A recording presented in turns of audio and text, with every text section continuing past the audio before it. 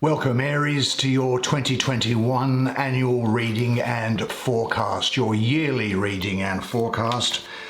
I'm going to draw 4 cards, one for each quarter of the year. So one for the first 3 months, then the next 3 months, the 3 months after that, and then the final 3 months. If you want in-depth monthly readings, then just check out the playlist, or obviously just search me or subscribe, and then it will be delivered directly to you.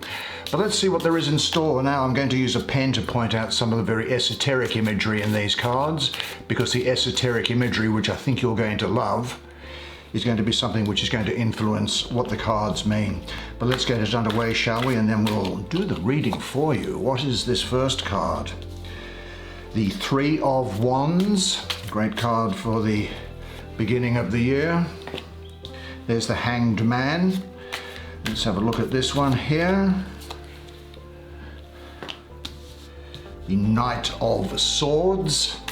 And finally, this one here. And it is the 2 of Swords. Look, if you want to see what I do, just check out the description box. Now, come on round, let's have a good close look at these cards. I'll point out the imagery with a pen so that you can see what they mean for you. All right, Aries, now here we go. The first quarter, January through March. The second one, April through to June. The 4th, July through to September. And then it's October through to December. Let's have a look at the first quarter of the year for you. And you have this fantastic card here, which is Virtue, or as I call it, the Lord of Established Strength. Well, 3 wands are crossed in the center and have lotus blossoms that are opened and receptive. Now, incidentally, these playing cards are not going to be part of the reading. I'm just putting them here for the energy that they provide, because I get a good vibe from them, and it helps me with this reading here. So there are 10. What did I say? There are 10 straight and 10 curved flames in the background. Now, virtue, well, a virtue is a positive trait or quality which is deemed to be morally good and thus is valued as a foundation of principle and good moral being. Other words that could be like it are kindness, morality, honor, integrity, purity, and trustworthiness. Well, the sun in Aries, which is talking about renewal, birth, creation. The sun is exalted, which means it's strengthened in your sign of Aries, and so this placement is very favorable.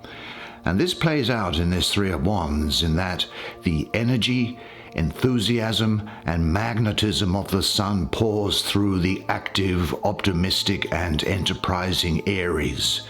Now, what this is going to lead to is great business and life opportunities if you are connected to your highest good. Looking at some of the symbology, there are 6 white flames. Well, 6 is associated with an area of divine emanation prior to the emergence of matter from out of spirit. And it is associated in particular with Krishna consciousness or Christ consciousness. And the planetary association that mystically I have there is the sun. So that is particularly good for you. Now, the 4 remaining flames, 1, 2, 3, 4, that are there, are kind of like represent a stability and a foundation that's there. These golden shafts represent the sun. The 10 curvy flames that we see in the card here, well, they're the curvy flames that actually come from the Ace of Wands in this deck.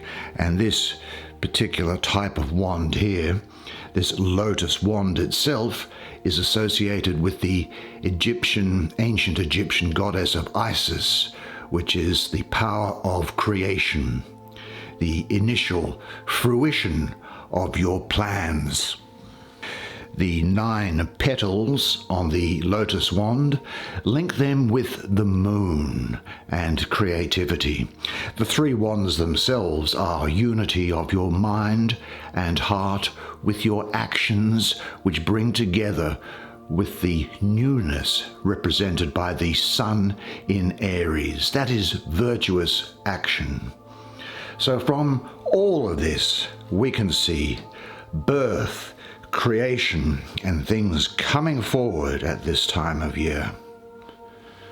So we really see your ideas crystallizing, confirmation that you are on the right path, expansion, and it may be even that a hobby that you have starts to turn into something of a business. And it says to me that during this first quarter, it is going to be important for you to operate from a place of integrity before making decisions during this time, and to make sure that you have clarity in mind and heart before acting in order to bring about the best results. Unless you have clarity at this time, then don't act. But if you do have clarity, then this is a particularly fortunate period to get things moving. And if you are having difficulty moving forward with a plan for your life, make a list of your virtues, your positive traits. Open your heart, like the lotus blossoms in this card, and see what you can connect with. Using your skills constructively in the world, well, they're a reflection of your highest good. Now, this may relate to work in terms of your day job, your hobbies, charity work, community work, spiritual studies, teaching, or with respect to your friendships. Behaving openly and honestly with others, being a good listener, and I think you'll be called upon to give advice where appropriate, and that advice is going to come from your highest perspective. I think this is also talking about recent success of a project after some initial difficulties, or the creation of a new business project. During this time, pay attention to your own point and internal stillness. Center yourself and overcome. Do you have any reasons for self-doubt? Do you let doubt your virtues? Your virtues are an integral part of you. Yet, do you doubt them? Well, don't. And if you are not centered and feel doubts lingering within, then look inside, look deeper inside, because understand this, you have the power and virtue to reflect and to know. Let's turn now to the second quarter of the year, and this is denoted by this card, the Hanged Man. The Hanged Man. Well, let's see what this has to say for us, shall we? Well, he is the spirit of the mighty waters, and I have associated with this the planet of Neptune, the watery planet of Neptune. I also have Venus associated with this card. There's something, I think, here which is you giving up something or surrendering, learning to see things in a new way. And I think you'll be breaking through old behavior patterns. You're going to be undergoing something of a metamorphosis, going like the caterpillar into the butterfly is what I see. The opportunity is here, I think, for you to redeem yourself in a situation that might have turned sour. Now, this could be a romantic thing. It could be something to do with your family or a friendship. It could be a business opportunity. There could be the reintroduction of a sales program towards a prospect that went cold, but now you can warm them up again because you have the opportunity to put things right. You are, if you like, bringing light into the darkness. And this card implies, because of its watery nature, that your emotions are like water and should flow. So I think that you can have redemption or repair of a situation that is related to an emotional event or any transgressions that you may have made in emotional areas. Certainly I think there will be losing emotional ties to guilt from past events for you. There may well be the need for you to give up something lesser in order to find something more fulfilling, either materially, emotionally, or spiritually. It is now possible for you to recognize where you are stuck and in which areas of your life there is congealment rather than the flowing water. There isn't anything to do. This is going to be a sort of unconscious thing because this leg is pointing west. If it were pointing east, I'd say that there would be a conscious determination to do this, but because it's pointing west, I say it's an unconscious determination. This is an ankh with a snake around it, which is talking about change and renewal. And these grids here also provide a lot of stability around you, I think. And this water here is one of great spirituality and great emotional fulfillment that is coming your way. So this is an unconscious process that's underway. The mere act of perceiving your reality clearly makes transformation possible. And you might ask yourself at the time, in what areas of your life do you feel stuck? Are you ready to recognize and let go of any ossified, petrified, out-of-date thoughts and behavior patterns? Have this thought in mind. I value breaking ineffective old patterns. I trust and have deep faith in the essence of who I am. I surrender to the higher path and God's will. I let go and realize, follow, and accept the will of the divine in my life, which reveals itself to me step by step. Turning now to the third quarter of your year, we have here, hello, Knight of Swords. What do you have to say to my Aries friend here? Let's have a look. Well, what do we have? Well, the Knight of Swords flies through the air above cirrus clouds, holding two swords, one short and one long. He has wings on his back, and there are three swallows that follow him and follow in the same direction as he. This is him at his best, and he is not always soaring intellectually. Sometimes he can get lost in the dark clouds of the mind also. Now, elementally, the knights are fire, and of course the suit of swords is air. Now, fire and air, so he's the fiery part of air, so this makes him and this energy something which is akin to a wind storm, like a hurricane, a tornado, a cyclone, forces of passion originating in the mind. But the fire of air has elements which are really friendly and active, and there are no elemental contradictions there, which you might find, for example, in the Knight of Cups. The knights represent the primal power of the suit. They are the most sublime, original, active part of the energy of the element, in this case of swords, and for this reason, he's represented on horseback and clad completely in armor. His action is swift and violent, but sort of transient.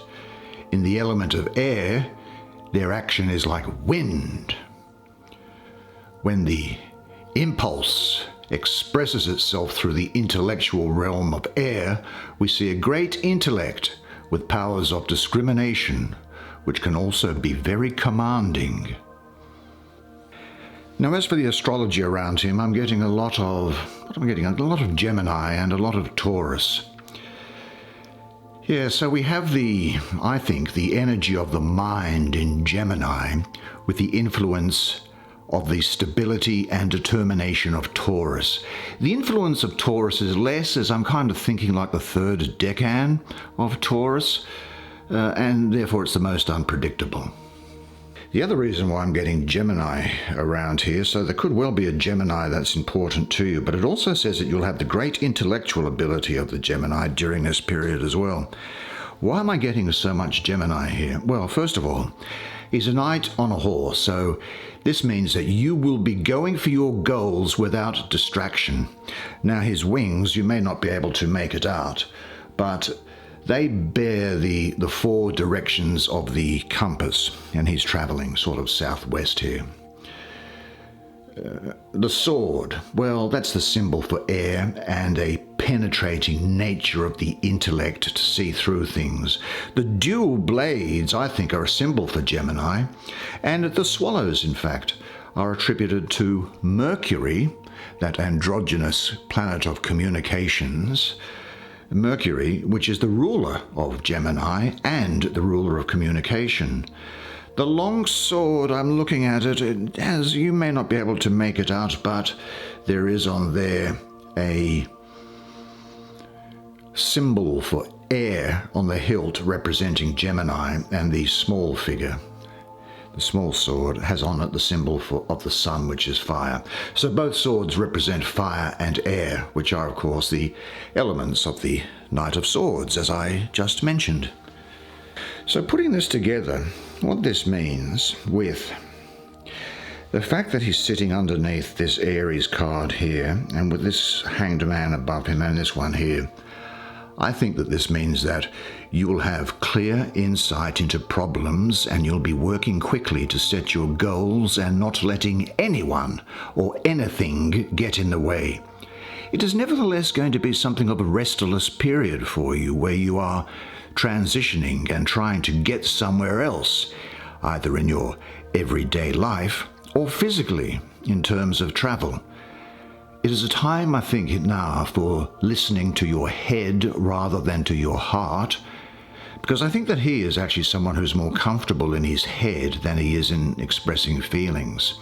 Certainly this is a time, I think, during this third quarter, when you are going to need to be mentally sharp and decisive, and he's coming here to help you in this time. Now, in a career situation, in a job situation, it looks to me like there's going to be a lot of competition around.